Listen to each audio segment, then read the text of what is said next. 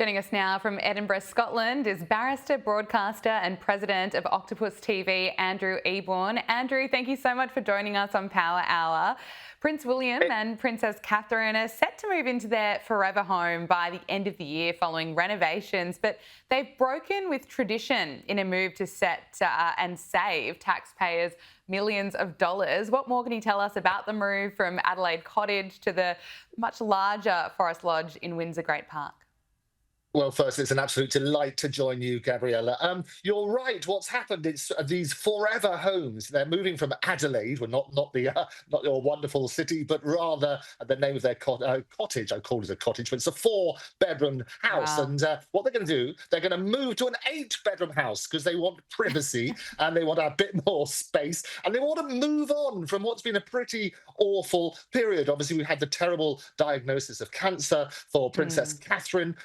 We've had some terrible times, the falling out of the brothers, Harry and William, which I hope will get patched up. And they're hoping to move to what they call the Forever House and Forever Home. And basically, it costs £16 million to move into it. But as a result, they've had to move out apparently 2 other homes for 2 other people or 2 other families because they can't be too close to the royal couple.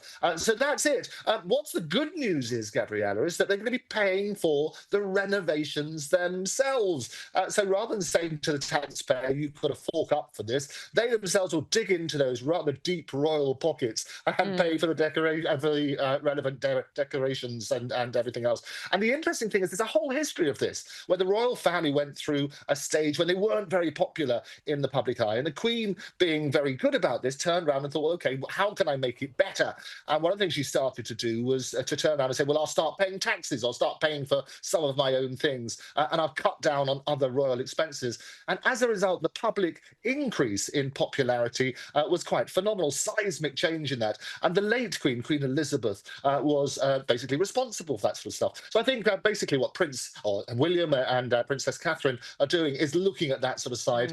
She's adored by everybody in the UK, Princess Catherine, and they've been following her on her journey. And it's extraordinary the support that she's received.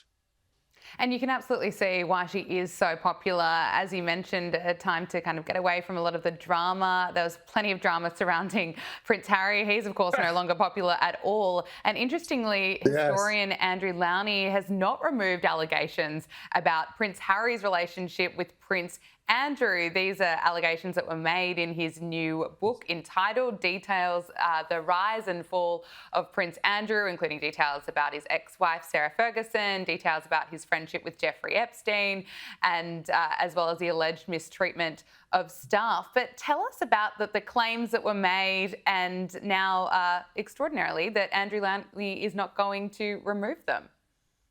It is extraordinary. And you think of all the things that they mentioned, and you talk about Epstein and the various allegations there and the allegations of bullying. What would cause somebody to issue a legal letter? Well, yet again, Prince Harry steps up for that. And basically, it's 2 things. One is the alleged altercation between Prince Andrew and Prince Harry. And the other was an alleged comment that Andrew made about Meghan Markle, now obviously Harry's wife. And the suggestion was that there was a fight between Andrew and Prince Harry. And the suggestion was that Andrew said, well, Meghan Markle's too old for you. You should look for somebody younger. And Prince Harry denied all of that. He denied all of that. And what happened, Gabriella, is exactly that. They sort of turn around and say, here's a letter before action. We're going to get our lawyers to write a very stiff letter to say it's completely false. HarperCollins and a company within that group sort of turn around and say, well, we're not going to change it too much, but we will put in the audio copy of the book, entitled, as you say, we will put in Prince Harry denies the claims. So that has gone in. But he's very litigious. We've had a number of cases. He kept the courtrooms very, very busy for all sorts of cases.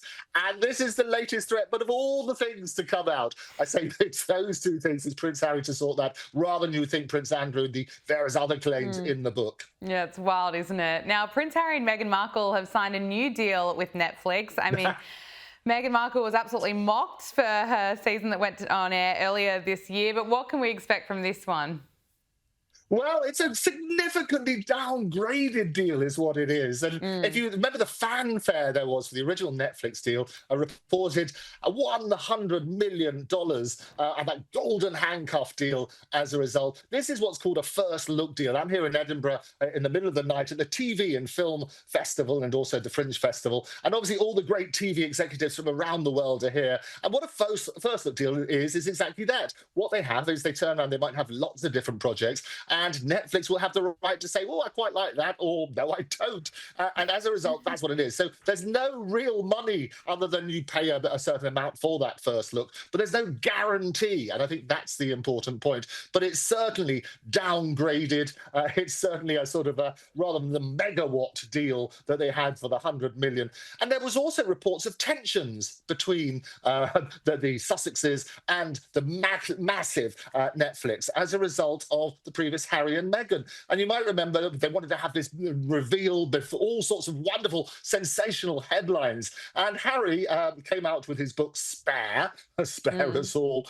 And the reality was that he revealed a lot of those stories which were supposed to be exclusive to Netflix in that. So there's reports of tension between the broadcasting giant and the Sussexes. And it's going to be interesting to see how it pans out. But with love from Meghan and stuff like that, I did try the jam. I was sent a sample all the way over to the UK. Yeah, I think you have to pay the equivalent of a house in Windsor Park to get it for shipping.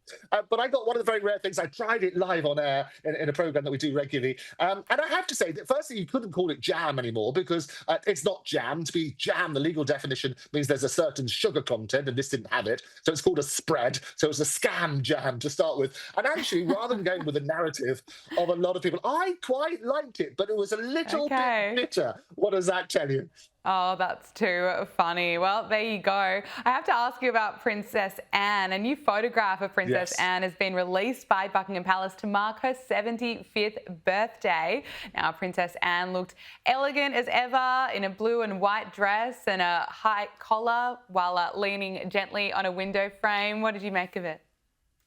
I love Princess Anne. Lots of people do. She's often said to be the hardest working royal because she gets out there and do things. I've had a joy of working with a lot of Olympics. Went to the Beijing game in 2008 and also there in 2012 in London, various other ones. And she's brilliant. She is absolutely brilliant at going to meet the people, but she's very down to earth. She doesn't like all the faff and kerfuffle of royalty. So she wouldn't normally tell people. And what I love about the inside report, there's always an insider, isn't there? What I love about the inside report is that she will only tell people and celebrate if it's like a zero. So if she's 80 or 70 or 60 or 50, then she'll celebrate that. But the fact she's only 75, she wanted to keep it secret. And so she wouldn't meet with certain people in case they asked her, how are you going to celebrate your 75th?